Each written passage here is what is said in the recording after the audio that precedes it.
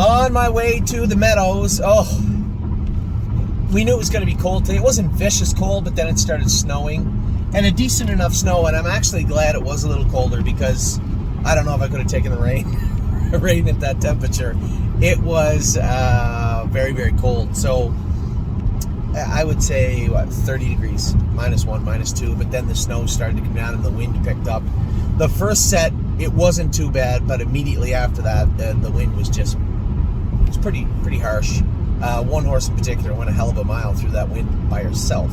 I want to talk about everybody. The first set was great. Everybody was good today. We did have a couple of breakers, but all for good reason. Yes. A couple updates also. I guess we'll go through those as I start. So the first set was Green Tea, Flash Fly, Prince Charmer, Tactical Mounds, and Irresistible Sun. Tactical Mounds was a winner. 2-4 last half, 58-4. Jason just came first over and sat outside Flash Fly and dispatched of her down the lane. But at the same token, both fillies finished up very strong. Neither of us were really after them. Right in behind us was Irresistible Sun, Green Tea to his flank, and then Prince Charmer right behind him. But again, looking at the competition, Prince Charmer was in with the mile we went on that track. Today being cold, I think that was a hell of a mile for all five. 2-4 and a bit off a half and 6.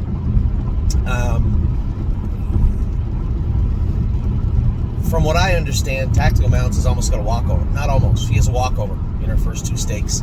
So we are going to qualify her, I think, next week in about 2-1.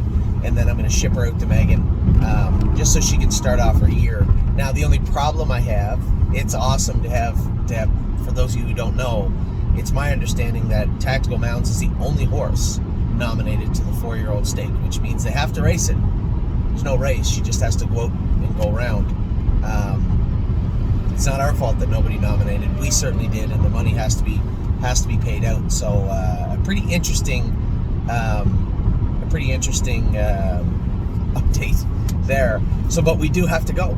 She does have to be qualified. So, we're not saying you don't want her maybe getting sick or something the week before it and not being qualified or ready to go. So let's just get her qualified, get it out of the way. I'll go mile 2-1, 2-2 next week, easy at Northfield Park. And then ship her out to Megan, and she can begin her 4-year-old season out there. My only concern with that is not a ton of competition coming into like the first leg of the Miss Versatility. Now she has all season to pick up her stamina and pick up her strength, but I suspect even if Scotty and Megan go out and go a good mile with her, she's going to be by herself. So competition will be light. It doesn't get any more light than that. Light heading into the Miss Versatility. So first set was great. Tactical Mounds, a winner. Flash Fly, second. Irresistible Sun, Green Tea, and Prince Charmer. Everybody was very happy with their mounts in that one. Amy even liked Prince Charmer. Said he was hitting the bike though. It's okay, we get a big bike. Set 2, I made a break with Lonely Lakewood, so a couple of things came of that. I was happy with his gait. We changed his headgear around, and when he got to the turn, he'd run in and he'd make a break, but he wasn't hitting his knee, he was hitting his jack, which he's going to do likely for the rest of his life. We just have to work with it. And I think we can. We can't have him running in, going to the turn. I think we will put the hobbles back on him, take the Murphy blind off the outside, leave the line pole only on the inside, and I think we'll be fine with Lonely Lakewood. But that was not the biggest update. We scoped all the horses after. Lonely Lakewood had a giant ulcer. Remember last year, he was entrapped. I forgot all about this till Amy told me. He was entrapped like Pickpocket was. He was training down. Nobody knew the difference. He was just entrapped. So we went and got him operated on. No big deal. Well, now he's got a giant ulcer on his palate. Now, I don't hear him making any noise. He's not coughing. He's not agitated with his head. So it's odd. He's doing it from flipping his palate. So, again, I think we have to go maybe a little heavier, a little more aggressive with the EPM medication for him. Really get some throat wash that we can lay over the top of that palate. And again, I think Dr. Latessa said, why don't you put him on the truck with Pickpocket going to Dr. Brown tomorrow and have him take a look at it. You might want to laser that off, cut it off, trim it up. I don't know.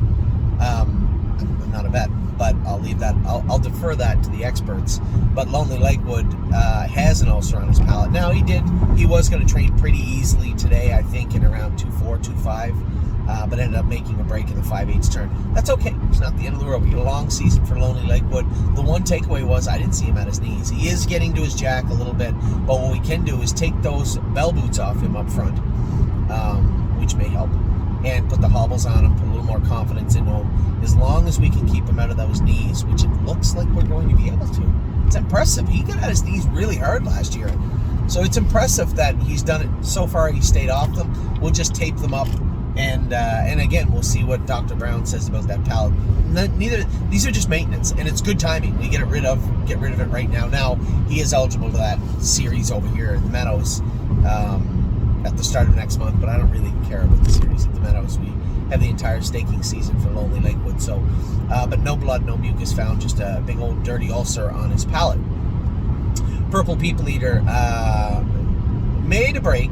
Track was a little firm. She may find herself going again tomorrow. I meant to tell Eric when he went in, we'll make some changes to her, put an extra set of bell boots on her, take the boots off her behind, line pole Murphy blind on the inside, and she may go tomorrow. It's going to be cold. We'll see how cold it is. She's going again, I can guarantee you that, hard this week, whether it be Thursday, Friday, or Saturday. She is going to go a big mile on the bike. By big mile, I mean 2.3, 2.4, something like that this week. Sedona Hill was much better. Changed her gear around. She was way, way better. She actually won the set and held off Mounds for All, who I thought trained like a beast last week. So I was happy for Sedona and happy for Mounds, and Sweeney trained good as well. I went out in the track with insider trading. At this point, it's a full-blown, it's not a blizzard. I don't want to set the stage improperly. It's close, but it's not quite a blizzard. It's snowing pretty good. A little bit of sleet, just the cold stuff. A couple of degrees colder than the worst type of weather. That freezing rain is just horrible. So thankfully it did stay a little bit cooler, because I'm not a big fan of the freezing sleet and rain. And it was very windy when I turned her. I turned her by herself. Half in 103 and 2 a mile, and 2.2 and 1 last half in 58 and 4. No hobbles, no nothing. Just a set of trotting boots that we are going to change in for brace bandages next week when I qualify her at Northfield Park. A number of horses ready to go right now. Gypsy Hill had a temperature the last 2 days. Amy's going to get mad. I have to decline her again. 2 videos I made. I had to decline Amy both times. She's going to get upset. Gypsy Hill had a temperature yesterday. Went easy today. I'll go a mile in 2.7, 2.8 with him at the end of the week. Memory and Imagination and Arson both trained very, very strong. There's no need to really wind them up. We backed them away from the bike sets and just went a mile and a half, 120, 110, 105 with them. Keep continuing to put that base, lay that base down strong for those 2 guys and get them ready for the middle part of April. And then we did go out with Mel Gibbs Swan, I'm Fancy Like, and Born to Dance. I went out early and scored Mel down a run. I said, no, we're not having any of this. I went in to put the trot and hobbles on him. Horse never wore a trot and hobble in his life. Not one day. Went back out 2.4 last half in 59. He was right behind I'm Fancy Like and Born to Dance, but when we scoped him, he did show just a trickle of blood, and if I remember correctly, and I checked, I'm right, he did go on Lasix for his last 2 starts of the year. Now he ran in both of them, but obviously it's not because of Lasix. So, we're going to have to treat him up hard the next 2 times we train him, which is fine. I don't mind doing that. But we do have to put a little stronger base in him also. Baycock's him once more. They say he's eating very good, fine. I want to see a bigger, stronger Mel Gibbs Swan. He's not ready to qualify. He's not going to the Bobby Weiss right now. In fact, we're going to probably push his date back and aim for, I believe, you're going to see a much, much stronger Mel Gibbs Swan. Do we leave the hobbles on him? Maybe. I don't really care. Either way, I'll leave them on him or not. It doesn't matter to me. But I think we're going to see a much stronger Mel Gibbs Swan, and he is going to still be slated towards the Bunker Hill at this moment. Now, we have about 8 seconds to find, maybe 9 seconds to find. Oh, more than that. No, 2 4s, 4s, 8, 6, 10 seconds. Yes. I'm going to need 10 seconds from Mel Gibbs Swan. This is a weird lineup. I'm going to need 10 seconds better from Mel Gibbs Swan between now and May the 12th when the Bunker Hill goes. If he can show me that he's going to get there, then that's where we're going to be headed. We'll be headed to Plain Ridge with him and Memory and Imagination. So a very good day of training. 16 horses trained, and we did train JK Victory first start. So 17 horses trained out of the barn today. I get done just in time to make it over here, just in time to start driving at the Meadows. We have Wallop this afternoon, and we have Blanton's Blue tonight. Blanton's Blue trained very good this week. I think he's probably sitting on a good mile, I suspect. So with that, I'll let you guys go. I hope you had a wonderful morning. We did. Weather wasn't great, It's going to get colder the next couple of days, but you know what? It was a great training day today. Take care.